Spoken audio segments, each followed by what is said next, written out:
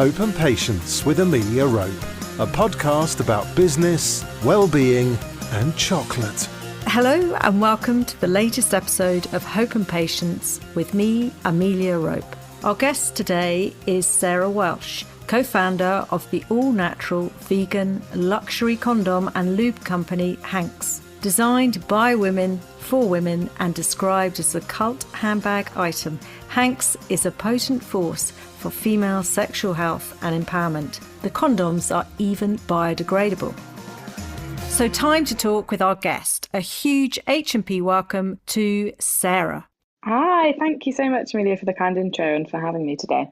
It's wonderful to have you here. I'm really interested in how founders get into their businesses, what they were doing before their previous chapters in life.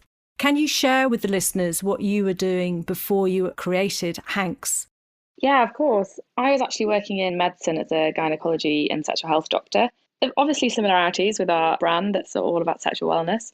And my co-founder Farah was actually in investment banking, so very useful skills to have around numbers, finance, accounting. And we went to school together, so we have known each other for a long time and obviously went, our respective ways and came back together through Hanx, really. I mean, we've obviously always been friends since, but in terms of working together, that's how it all kicked off. We realised that actually no condom brand out there was speaking to people like us. I was seeing a lot of women in clinics in particular, with either difficult to treat STIs, such as super gonorrhea, that was like becoming resistant to antibiotics and a big public health problem.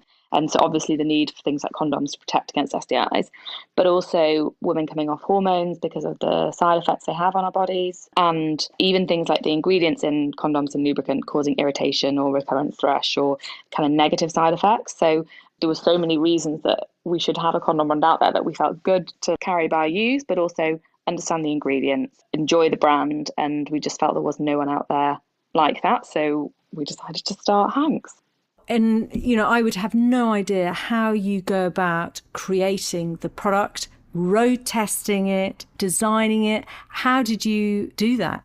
We didn't really know what we were doing when we started, I have to be honest. It was all very exciting and a lot of passion. And obviously we're working full time when we had the idea. So a lot of research around how condoms were manufactured, where they were manufactured, what that process was like, what we wanted to be as a company. Sustainability side of things were really important. So the condoms are actually a medical device, so they need to be certified as a medical device and they go through really rigorous testing. So we obviously did a lot of research. It took quite a while to get to the point where we were ready to place the order and to launch the product. We did a lot of research as well with our potential customers, asking what they'd want out of a brand such as Hanx. Like, what would they want in the condoms? Do they know that you can have vegan options, for example? Would they be interested in that? So a whole load of research to kind of be sure there was a market there, but also a lot of research into the actual manufacturing process of how you manufacture a condom and where you can manufacture them. And then we work together with the manufacturer to get the specification right, like vegan certified, clean scented, no nasty chemicals that other brands include, like anesthetics and spermicides. And then, the branding and packaging. So lots of learning involved and lots of support from people that know what they're doing. And I mean, I wish that you'd had your product around when I was in my sort of heyday. Really, there was only Durex to buy and there was a mass stigma to it, and you'd put it in your basket and you'd sort of hide everything over it because there was this thing of, I don't want anyone to know. So it's so refreshing and liberating. And, your packaging is so smart. As stylists said, it's something that you can easily put in your handbag, discreet, gorgeous, really clever.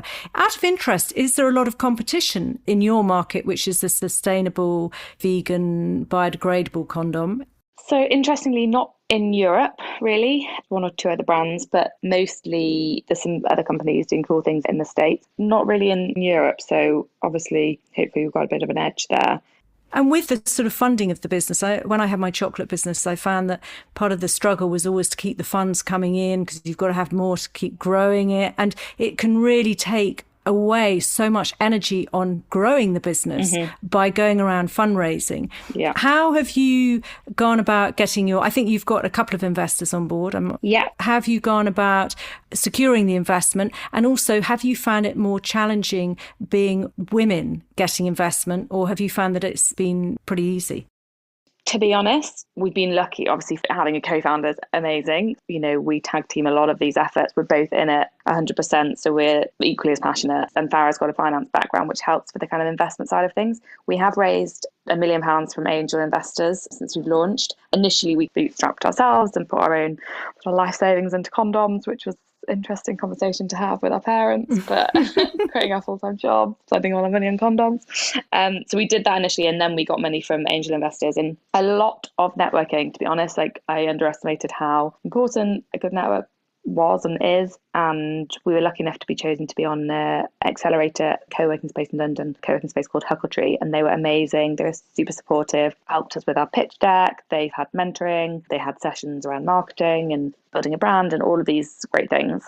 And then at the end of that, we pitched to investors, and through that we met lots of potential angel investors and people that we partnered with through the brand. So really amazing kickstart to the business journey, I suppose. And in terms of being women, I think we come across as people who know what we're talking about. Occasionally, we have had negative pitch meetings, but I think everyone will go through that. And, you know, the stats out there are shocking. It's something like a penny to every pound of VC investment goes to women. But the people that invested in us because they believe that we're the right people to be doing this job and this business, and they believe there's a market there. So I think that kind of speaks for itself, and we've got the right kind of investors on board that understand that. So we're lucky to have a great board of investors that are super supportive with the business. I wonder how founders are going to get on now fundraising, given our new sort of COVID environment where it's scary, isn't it? The way the networking plug is, there's no going out and catching up, so chatting to people. It's really difficult because I don't know about you, but I find that a Zoom call is a Zoom call. It's not that same connection as actually meeting going over, someone. Having a chat. Yeah. It's going to be challenging. It's going to everybody's going to have to rethink. On the COVID side, how have you found it has affected your market, if you have? I mean, I think reading, a lot of the couples were just sort of going for it and having fun during lockdown. Have you found that sales have gone up or down or sort of plateaued? Or So we have actually seen an increase in sales, which is great. A lot of our audiences, our consumers, are in relationships or in a couple regularly using condoms as their primary form of contraception. But then we also have a lot of consumers that are dating or having, you know, casual relationships and new partners. So obviously that side of things has changed a little bit, is picking up again. But luckily we're online business, you know, we're direct to consumer. All of our fulfillment houses and our partners and carriers and things are all working well and as normal. So all of that was fine during lockdown. We're also available in Boots, and obviously that took a little bit of a hit initially, but it's picking up to normal now. So yeah, I mean, compared to lots of other companies, we're in a very lucky position. You've got some phenomenal stockists. I mean, Ocado, Amazon. I mean, there's a whole heap. You must visit Hanx website because it's more than just selling a product. There's huge amounts of information. You really learn a heck of a lot. I learned about how the other sort of condoms are full of junk, basically, aren't they? What do you think has been your biggest challenge so far in the business, and what have you learnt from it, Sarah? Oh gosh, there's been many challenges that are still coming. I think as a kind of a whole, it's being patient. I don't know, like that's the name of this podcast as well, being patient. Yeah. But I'm not the most patient person. You know, you have an idea and you have like passion and this like mission of what you're doing, and you're like, why is it not happening quick enough? Why are things taking so long? And I think that could really like hinder you if you don't just take a step back, let things happen, work with people and allow time, because things do take time. So I'd tell myself at the beginning of the journey, like, do be patient. Things don't happen overnight and things change and pivot, and you need to just adapt accordingly. So being patient is a big one, and not underestimating the network. You know, if you pitch to someone or you talk to someone about something around partnership or stockist or whatever it might be, they might say no initially, or they might say no completely, but they might have someone else that might be interested, or that they'll pass you on to someone else that there's a positive relationship with. And also buyers move. That's what I found. You know, as soon as the new buyer came in, it was like, yes, we want to bring new people in, which is a shame because obviously the old people get sort of flushed through. But it is interesting. It is that, as you say, it's that thing of patience. And then suddenly an opportunity can come in from nowhere. And you think, wow, I've waited so long. I never thought that opportunity was going to come. And then it just comes so sweetly. And you think, well, it feels so natural. It's odd, isn't it? How do you keep your motivation up? Do you find that because you've got Farah as your co-founder that you motivate each other, or how do you remain motivated? Yeah, we definitely do motivate each other. And I do suggest having a co-founder. It's great because when you're up or down, you know, like if I'm having a really down day or feeling really negative about things, then Farah can lift me up and vice versa. And even just being out of the office, for example, like making sure that, I say to Farah, go out of the office, I'll pick anything up, just switch off, because it's so hard to switch off. Like, and both of us are really bad at it, even though we have got each other. We are really bad at it because, you could be on email 24/7. There's always something to be done. Like, it's not like having a job where you can leave at the end of the day. I think making sure that we kind of look after each other in that sense is good, and staying motivated. Obviously, that we definitely motivate each other, and we've been supported by, like, obviously amazing friends and family. That helps, surrounding yourself with people that are supportive. And for example, our co-working space, you're surrounded by other startups and people who are doing really exciting things, and it's always helps to be in that kind of environment. What have you learned about yourself running your own gig? That I do need to be more patient. I like having lists and ticking things off, which I think was always the case. Like, obviously in medicine as well, as a junior doctor, you have a whole load of lists you have to prioritize. It's that kind of mindset that it's so different running your own business to working in a hospital, of course, but there are definite similarities and things that I learned through medicine that I can apply to work at Hanx. And we're still quite a small team, but I'm obviously learning about how to manage people, and that's newer to me in this area. So also presenting and pitching, like, Farah's much better than I am at that kind of stuff, and I get quite nervous. Even just like public speaking is not my kind of thing. So I feel like I've improved at that, and I've had to learn, and I've had to practice basically. And it's just been, the more you do it, the easier it gets. And that's basically, again, it's like that, being patient and letting time and experience help. The word patience, I mean, my grandmother was called Patience, and it's my middle name, and I still struggle with it, and it annoys me because I keep thinking, come on. But I think it's that thing when you have your own business, your own thing, is that you're hungry for more because you're bringing it up. You've come from a caring background. I mean, that's how I used to work in the NHS, but as a practice manager was my last proper job, so very different from yours. But I struggled sometimes because I'm more of a carer. Yeah. And so I would be too soft in some areas, where someone who would have been my complete opposite, because I didn't have a business partner. Is Farah that sort of balance? Yeah, we definitely balance each other out for sure. Like, I'm definitely the softer one, and obviously that's not ideal in many cases. People obviously warned us going into business together as well. We're friends. I honestly couldn't do it with anyone else or any of my other friends. Like, we are so different in terms of like how we do things, but also obviously share the same like excitement and passion for the business, and are super hardworking, but we're just honest with each other and like totally trust each other 100%. It is like a marriage almost. We have to be like that. I think we're just, it's like if anything's bugging us or we have any problems, we hash it out and talk about it, and it just works really well. And how old are you both? So we're both 31. Young, full of energy. I think. So before we head on to our chocolate break, another sort of question that I love to ask my guests is about the inner critic. That sort of inner voice. I don't know if you ever have it where it says you should, you shouldn't. Do you have that inner critic at all? And if you do, how do you keep it at bay? Again, it's around surrounding yourself with supportive people. It's just being kind to yourself. Like, you would, in any scenario, like speaking to your friends and supporting your friends, you'd speak to them in a certain way. But I myself, and I know a lot of people are saying, you don't talk to yourself like that. You're a lot more critical and judgmental of yourself and what you do than you would be a friend. So I think you have to kind of think about, what would I say to my friends in this scenario if this was happening to them or they'd done this? And it's just about owning that journey of what you're doing, what you're learning, and just making sure you learn along the way. And I think just making sure as a person you're staying healthy and happy. Yes, we're going to cover your well-being in a minute. Quick fire round that I do before we crack into the chocolate. Optimist or pessimist? Optimist. Introvert, extrovert or ambivert? I'd say ambivert, but both. Maybe slightly more introverted. Perfectionist or non-perfectionist? I actually think I'm a non-perfectionist. Farah's definitely a perfectionist. I think I'm a little more chilled out on that one. Okay, so now finally we can dive into our chocolate break, which is the Ferrero Rocher. Now, I was talking to Sarah before the show, and we were saying flipping heck's quite expensive, because I had to get a box of 24. I don't, how many of you I have as well. I mean, they're very fancy, aren't they? To be honest, this Farah did choose chocolate. I was hoping she'd be joining me. She did. She picked this chocolate. So, Sarah, have you got a Ferrero Rocher to hand? Yes, I have got my Ferrero Rochers here. Excellent. We're going to tuck into these now. I'm just going to tell you a little bit about the Ferrero Rocher. It was created by Michelle Ferrero and it was named after him and a grotto in Lourdes, Rocher de Massabie. That's probably mispronounced, apologies.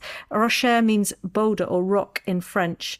Their production is top secret. No smartphones, notebooks, or anything like that are allowed in the factory. And would you believe they are one of the top smuggled goods across the border from Hong Kong into mainland China? Seriously, along with baby food. Blimey. Yeah. Oh, well, I'm learning a lot about the Ferrero Rocher that I didn't know. Well, I don't think one studies it very much, but I haven't eaten one for years. They're actually not bad. They are really good. Farah did decide these were the chocolate of choice, but I kind of agree with her. I know, and it's a shame that we haven't got Farah on the show, because these were Farah's choice, weren't they? They were. I do like a nutty chocolate delight, and they're quite fun to eat because got, layers to them. Yum. I think I'll probably tuck into my box of 24. But anyway, onwards. So I have a quote from Conrad Hilton. Success seems to be connected with action. Successful people keep moving. They make mistakes, but they don't quit. Sarah, what are your thoughts on success and failure? I like that quote. I think they're intertwined, and obviously success has such positive connotations and negative associations towards failure, but actually in order to be successful, you need to have failures along the way. Like, I'm sure any successful person would say that. And it's also very subjective. Like, what does success mean to you might mean something completely different to someone else. Although we've munched, I don't think we can say it's totally healthy food. Looking at your well-being, Sarah, how do you take time out from Hanx? I love running and I love exercising and fun exercise classes. So for me, that is a really good way to unwind, switch off, go for a run. And I try and kind of integrate that into my day. Just spending time with friends, family, my husband, laughing, going out for dinner, drinks. Yeah, surrounding myself with people I love. If I don't exercise, if I don't sleep or see people that I love, then I'm not functioning at my best. I'm pretty grumpy. So there are some key ones for me. They're your tonics. Yeah. We all worry at times, or I certainly worry. How do you manage your worry? I'm a talker. I have to share it. Like, a problem shared is a problem halved. I totally believe in that. And I think it helps me to talk through it, to vocalise it, to cry, to whatever I need to do, rather than just push under the carpet. So yeah, definitely talking through them. And do you ever struggle with sleeping at all? And if you do, what do you do if you can't sleep? I am very lucky. I can sleep very well, and I do sleep very well.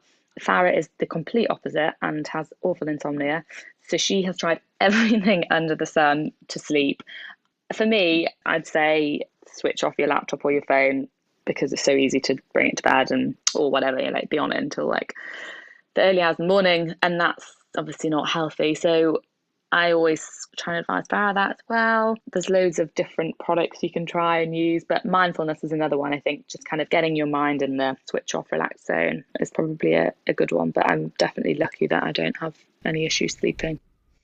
And a bath. I find a bath. Oh yeah, superb. Love a good bath, yeah. Is there any food that you eat that helps you feel really good or gives a bit of a sort of tonic? Depends what mood I'm in. I love a hearty, warm soup if you want to feel relaxed and wholesome. And my grandma used to make amazing soup. Yeah, I think soup's a good one. Suddenly starting to feel a bit cooler in London now. I don't know. I feel like it's starting to feel more autumnal. So I can start thinking of soup again. Otherwise, just a fresh, lovely salad. Do a good classic fresh salad. Do you have a book or a song or both that you would like to recommend to the listeners?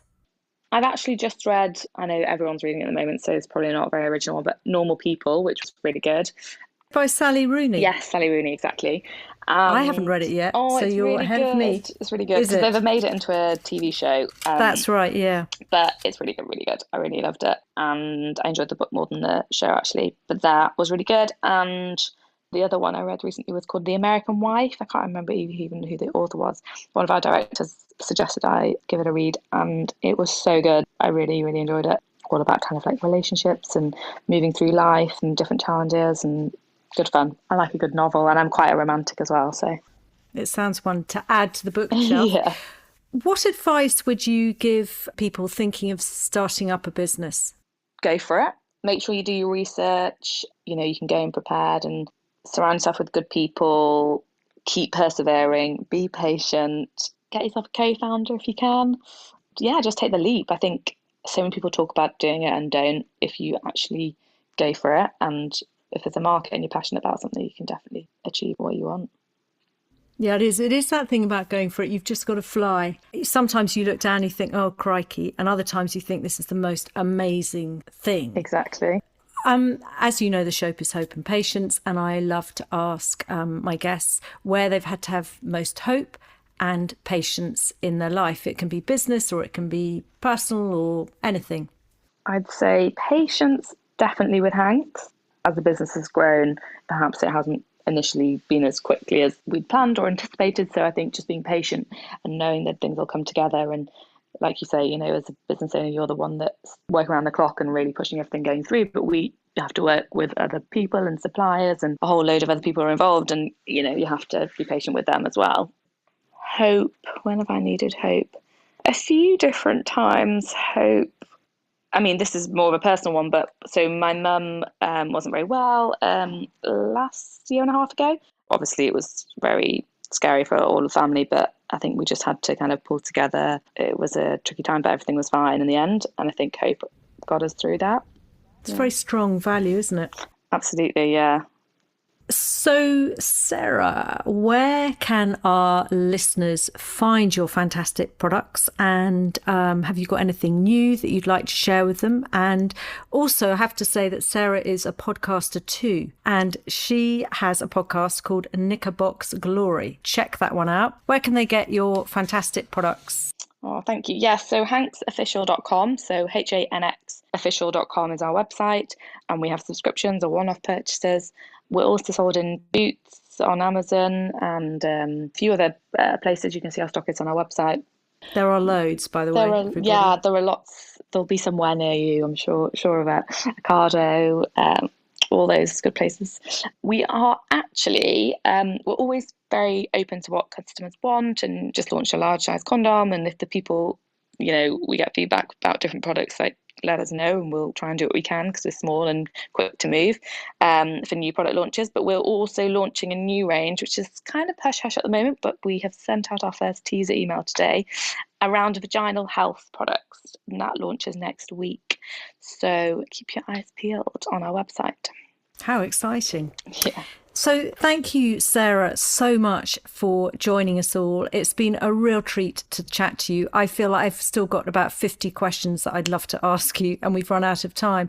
But I feel I'm just so happy to have had you on the show, and you've shared some really precious insights with our listeners. So thank you very, very much. Oh, thank you so much. It's been lovely chatting, Amelia. Thanks for having me. So before I go, this is my book recommendation for the episode. It's In a Japanese Garden by Charmain Aserappa, haiku with woodcut illustrations, and it's a really divine book. I've got quotes on the website, so do get yourself a copy of that. And the quote is by Nora Ephron, the American journalist, filmmaker and writer. Above all, be the heroine of your life, not the victim. A huge thank you for listening to this Hope and Patience podcast. Don't forget to subscribe to get the latest episode. And if you're enjoying the show, it would be truly fab if you could rate and review it. Any book recommendations, quotes, songs can be found in the show notes and on the website too. Until the next time, however tough the times get, keep that inner sparkle you have. Hope and Patience with Amelia Rope. Join the conversation at hopeandpatience.co.uk. Find Amelia on Facebook at Hope and Patience, or on Twitter and Instagram at Amelia_Rope.